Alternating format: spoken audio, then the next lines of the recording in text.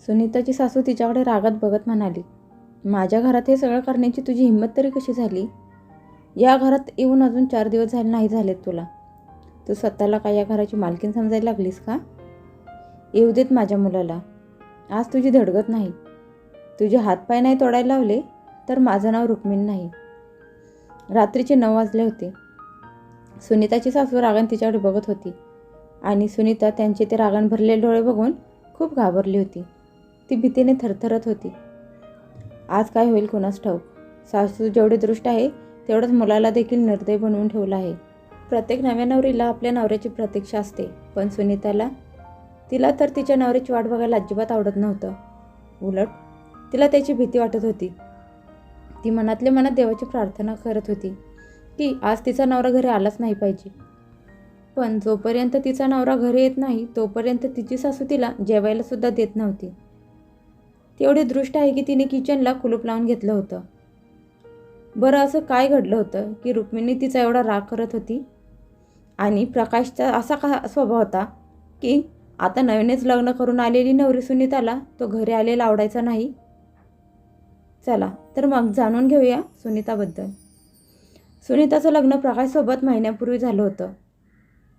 तिला आई वडील नव्हते. तिचं शिक्षण पूर्ण झालं आणि तिच्या काका काकीने तिचं लग्न लावून दिलं आणि ते एका मोठ्या जबाबदारीतून मोकळे झाले. तिच्या लग्नात कुठलेही रीतरिवाज केले गेले नाहीत.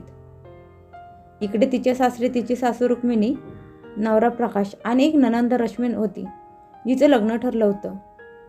एक लहान कुटुंब होतं. छान सुखी आणि शांतीपूर्व संसाराची स्वप्न घेऊन सुनीता तिच्या सासरे आली होती. पण स्वप्न हे स्वप्नच असतात. ते कधी सत्यात उतरत नाहीत. सुखाचा आणि शांतीपूर्व संसार हे तिचं स्वप्न कायमचं स्वप्नच राहिलं. सुनीता आणि प्रकाशच्या वयात 10 वर्षाचा फरक होता. प्रकाश तिच्यापेक्षा 10 वर्षांनी मोठा होता. तो 30चा तर ती 20ची होती. तिची सासू तिच्यासाठी अनेक नियम बनवून बसली होती. पहाटे 4 वाजता उठून सगळ्या घराची साफसफाई करणे, त्यानंतर आंघोळ करून मग किचनमध्ये जायचं. कायम पदर डोक्यावरून पुढे चेहऱ्यावर घ्यायचा. सगळ्यांना जेवू घातल्याशिवाय जेवायचं नाही. अजूनही बरेच कसले नियम बनवून ठेवले होते. सुनीताला ते सगळे नियम काटेकोरपणे पाळायला लागायचे. पण आता तिचं वय तरी किती होतं? बऱ्याचदा तिच्याकडून चुका व्हायच्या. जेव्हा कधी तिच्याकडून एखादी चूक व्हायची तेव्हा जणू तिच्यावर आसमानी संकट कोसळायचं. तिला मारायला देखील घरातले कोणी मागचा पुढचा विचार करत नव्हते. एवढंच नाही तर तिच्यापेक्षा लहान असलेली तिची नणंद देखील तिच्यावर हात उचलत होती. लग्नाच्या काही दिवसांनी प्रकाश रात्री 9 वाजले तरी घरी आलाच नव्हता. सुनीताला खूप जोरात भूक लागली होती. म्हणून मग तिने वाट बघितली आणि स्वतःचं जेवण घेऊन ती जेवू लागली होती. तिने जेवणाचा पहिलाच घास उचलला आणि तोंडात घालणार तोच तिच्या सासूने हे बघितलं आणि ओरडायला सुरुवात केली. जेव्हा सुनीताला सहन नाही झालं तेव्हा ती म्हणाली की आई, मला खूप जोरात भूक लागली होती म्हणून मग मी जेवायला घेतलं. सासू तिला काही बोलणार तोच तिची नणंद पुढं आली आणि तिने जोरात सुनीताच्या कानाखाली मारली आणि म्हणाली, माझ्या आईशी उद्धटपणे बोलायची तुझी हिंमतच कशी झाली? तुझ्या घरात तुला काय खायला मिळत नव्हतं का? की तुला भूक सहन होत नव्हती? माझा भाऊ तुझा नवरा आहे, त्याची वाट बघू शकत नाहीस का? अगं, बायका तर आपल्या नवऱ्यासाठी काय काय करतात.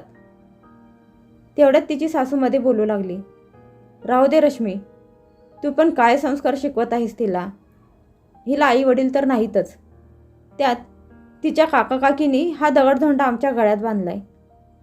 असं म्हणत सासूने तिचं ते घेतलेलं जेवणाचं ताट उचलून आत किचनमध्ये ठेवलं आणि बाहेरून कुलूप घातलं. सुनीता भरल्या डोळ्यांनी हे सगळं बघतच राहिली. त्यानंतर 2 तासांनी प्रकाश घरात आल्यावर सासू आणि नंदने त्याला झालेला प्रकार अगदी तिखट मीठ लावून सांगितला.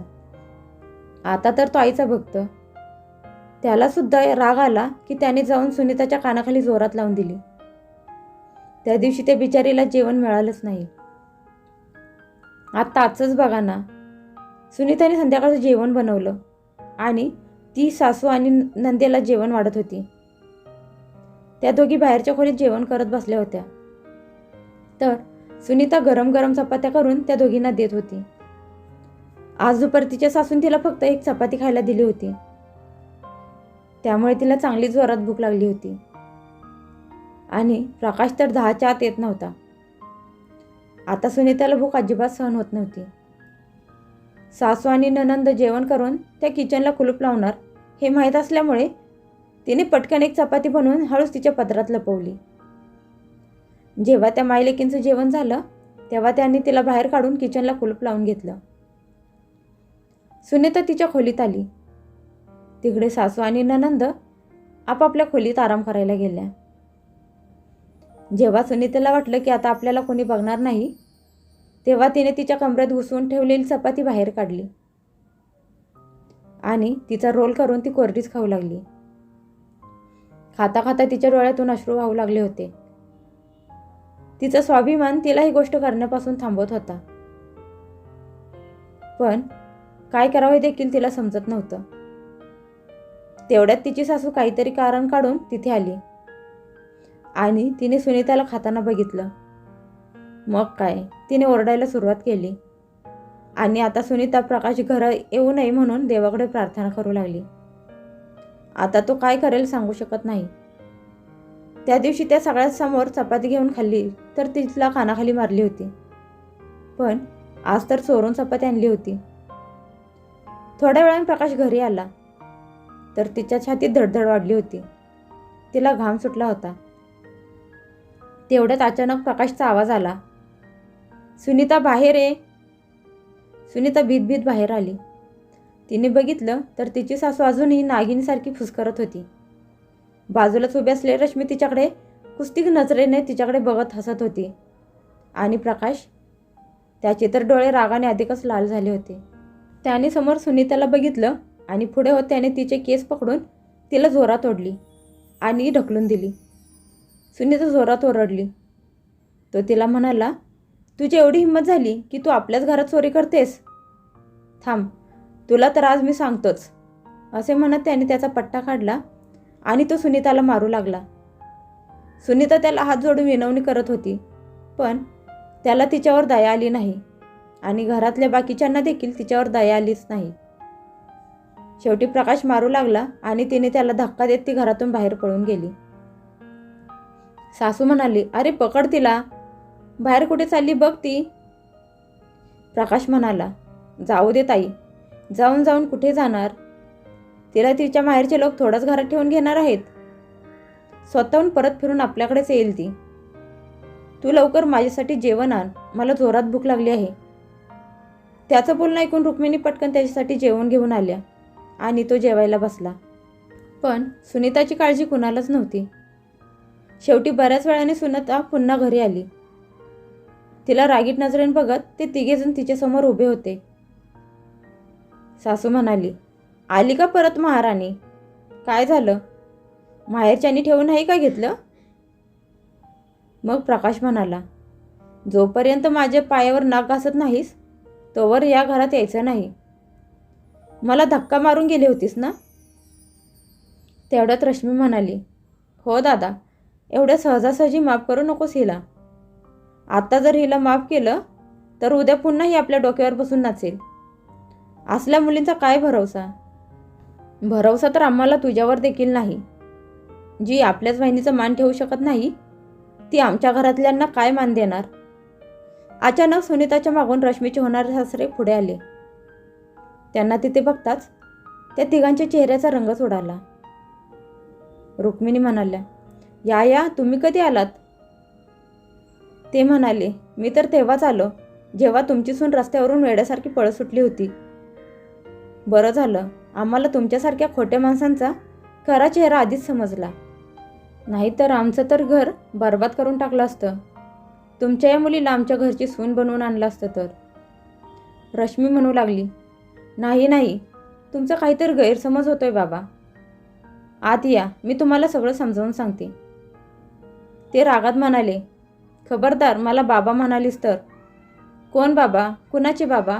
माफ करा, पण आम्हाला तुमच्या घरात आमची सोयरी करायची नाही.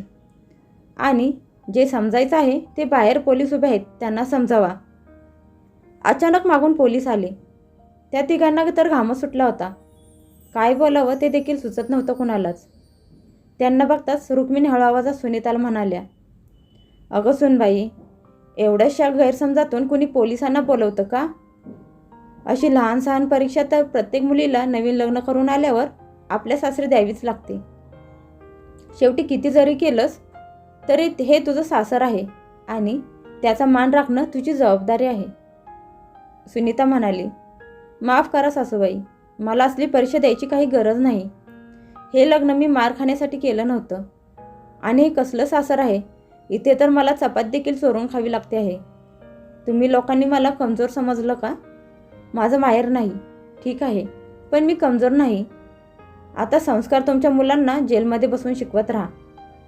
शेवटी पोलिसांनी ते तिघांना अटक केली आणि घेऊन गेले.